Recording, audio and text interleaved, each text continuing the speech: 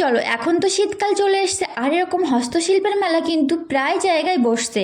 আর এখন আর শান্তিনিকেতনে যাওয়া লাগবে না সোনাঝুরির হাটে, এখন কিন্তু সোনাঝুরির হাট নিউ টাউনে চলে এসছে। তো কার কার কী কী প্রয়োজন ঘরের আসবাবপত্র তোমরা সবাই গিয়ে কিন্তু কিনতে পারো। আর এখানটায় প্রচুর জিনিসপত্র আছে, আর বেশি মেয়েদের জিনিসপত্র আছে, যেটা কাঁথা স্টিকের উপরে চুড়িদার, শাড়ি, শাল, অনেক কিছুই আছে এখানে। তোমাদের অনেকেরই পছন্দ হবে। ঘর সাজানোর জিনিসপত্র বেশি। আর দেখো এখানে যা বিক্রি হচ্ছে সবই হাতে বানানো, হাতের কাজ। দেখো এতটা নিখুঁত, সত্যি বলছি, দাঁড়িয়ে দেখতে হচ্ছে, চোখটা মানে জুড়িয়ে যাচ্ছে। এরকম পেন্টিংগুলো দেখো জাস্ট অমায়িক লাগছে ঘর সাজানোর জন্য।